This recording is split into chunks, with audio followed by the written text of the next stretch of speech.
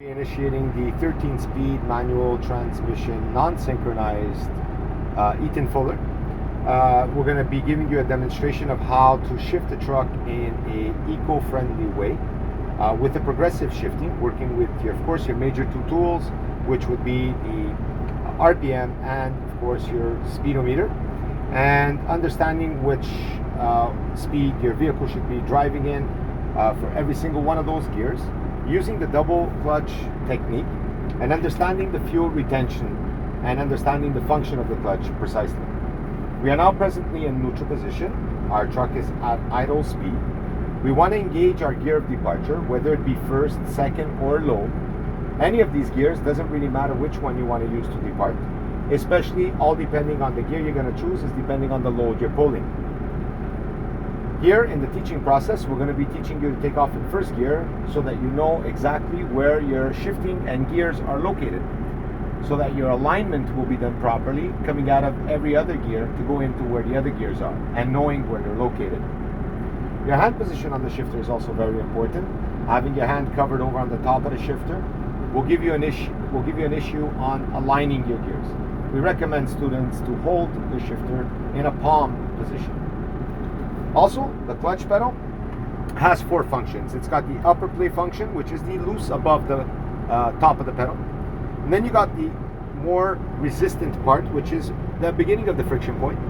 And right below that point there, you got your lower plate. And the mistake everybody is doing when they first learn to drive a non-synchro transmission is they try to go get the function of the clutch all the way at the bottom. While going all the way to the bottom of the clutch engages something called the brake clutch. This brake clutch is to be used only when your vehicle's at a full stop from the neutral position to the first gear position, or the second gear position, or any other position you want to gear in. Reason being is because right now the brake clutch is in function, stopping all moving parts into the transmission, being able to engage a gear of departure, which now, after holding the clutch down for about 3 to 5 seconds, we can attempt to put into the gear of departure from the stop. And first gear is in. Sometimes the gear will not want to go in. That's because the gear stopped not aligned to its slot. All you do is release the clutch about a millimeter up by putting a light pressure on your shifter to be able to engage the gear into its hole. Once you're in, you can actually come up on the clutch right before the friction point and stay on the lower part of the clutch. I'll remove my foot off the brake so that you guys can see where my friction point is located. And it's right about there, and now the truck is moving. So this is the friction point, this is the lower plate. Now the clutch, I can stop, is pressed, and the transmission and the engine are separate from one another. That is the actual distance I should be doing on my double clutch movement. So as I come up, once I make the vehicle start to move and it's picked up its momentum, I can let the clutch go completely. Now to shift from first to second gear, our RPM will give us the right RPM of where to shift.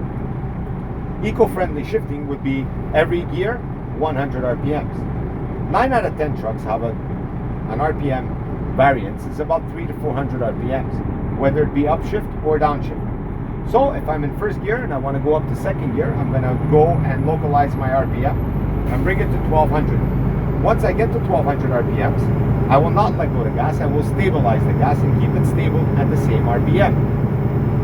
At this point, I want to see what my speed's at, and I'm roughly at about 4 to 5 kilometers an hour at 1200. If I want to go to second gear now, which is right below first gear, I want to put my hand just around the shifter this way to be able to guide it properly, hold the fuel on, and I'm on a flat surface, so there's no variances in my speed during the time of the shift. While holding it at 1200 RPMs, I will put my foot over the clutch, take the upper play off, hold the fuel. As I clutch out, let the fuel drop 300 and clutch in the second clutch to put it into second gear. The variance is 300. If I let the fuel off before, my RPM will drop too much and my gear will not pass.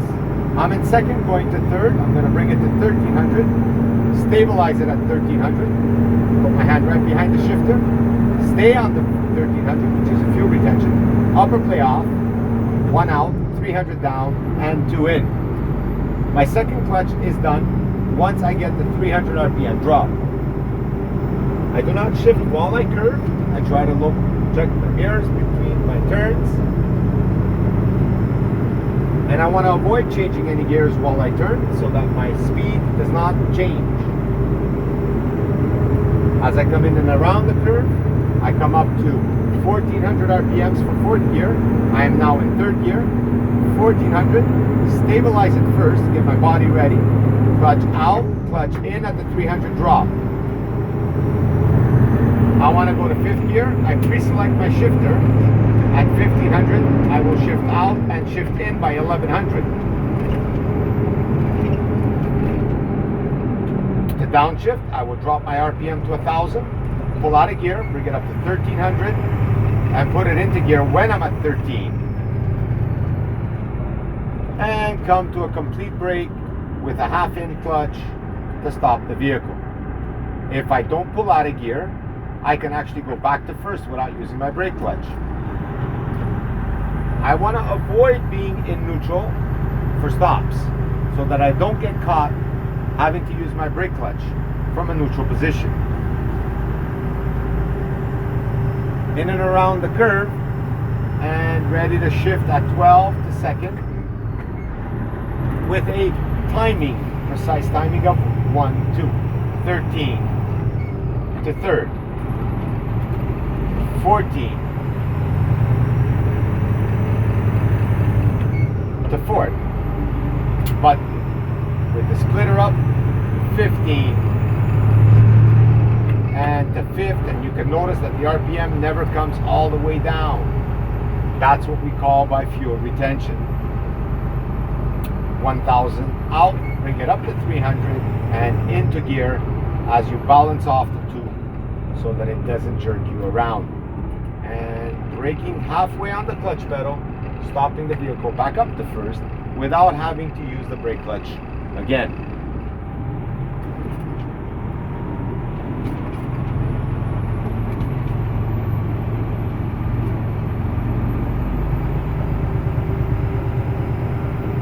And I'm stabilizing on the fuel pedal. I never let the fuel go up and down. I always keep a constant RPM. Fuel retentioning is one of the most important things, making people understand that it's actually the fuel coordination that makes the gears pass from one to another. As I can show, without the clutch pedal, it's working just as well. 1200 with the 300 RPM drop. 1300 with the 300 RPM drop. 1400 with the RPM drop. And downshifting will work the same way. So if I come out at 900, 1200 with the RPM in, and downshifting at 1000 with the RPM up 300 and bringing it up and holding it there till the gear gets in there. This is just an initiation video. Le vidéo en français est à venir. The French video will be coming. Thank you for taking this moment in time and understanding the basics of the 13-speed non-synchro transmission and trying to help all my future candidates up here at Benito Driving School. Thank you for taking the time to listen to our video.